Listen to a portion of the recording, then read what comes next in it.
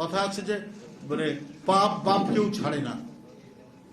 তো তার পরিস্থিতি দেখছি ব্যাংকের ভোল্ট থেকে 2টি ভোল্ট থেকে 832 ভরি সোনা বেরোচ্ছে কিভাবে, এবং আরো অনেক ভোল্টের সোনা আছে। এটা কার সোনা? এটা এই স্বর্ণ ঘড়িগুলা শেখ হাসিনার না তার দলের কারো? এইটা নিয়ে এখন এক ধরনের কথাবার্তা চলছে, হয়তো 2-1 দিনের মধ্যে সেটা প্রকাশ পাবে। আর প্লটের পর প্লট নতুন ঘটনা আমরা শুনতে পাচ্ছি, নতুন নতুন প্লট বের হচ্ছে। এটা হয় শেখ হাসিনার ঘনিষ্ঠজন বা অন্য কারো জন।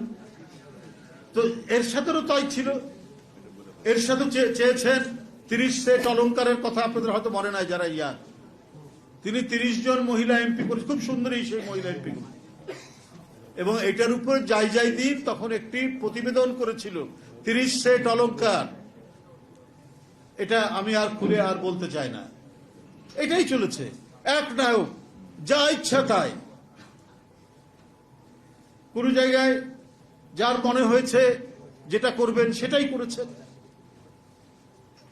তো সেই 30 সেট অলংকারের যে রাজনৈতিক সংস্কৃতি, সেই সংস্কৃতি শেখ হাসিনার আমল পর্যন্ত সেটা বহমান ছিল। সেই সংস্কৃতিকে বজায় রাখা হয়েছিল।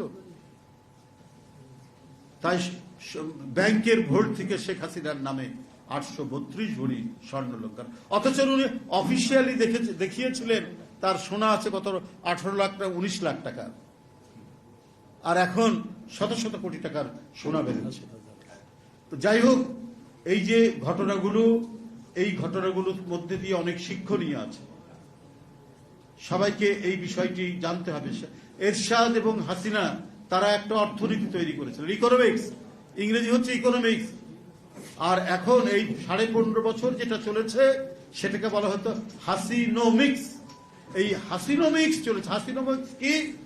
ব্যাংকের টাকা যারা ঋণ নিচ্ছেন তারা ফেরত দেবেন না, এটা হাসিনোমিক্স। এবং ঋণ নেওয়ার পর সেই ঋণের কিস্তি পরিশোধ না করে আবার ঋণ নিতে পারবেন, এই আইনও শেখ হাসিনা করেছিলেন। এখন 6.5 লক্ষ কোটি টাকা খেলাপি ঋণ হয়ে গেছে। এই হাসিনোমিক্স থেকে দেশকে উত্তরণের প্রচেষ্টা যারা নির্বাচিত হয়ে আসবেন তাদেরকে নিতে হবে।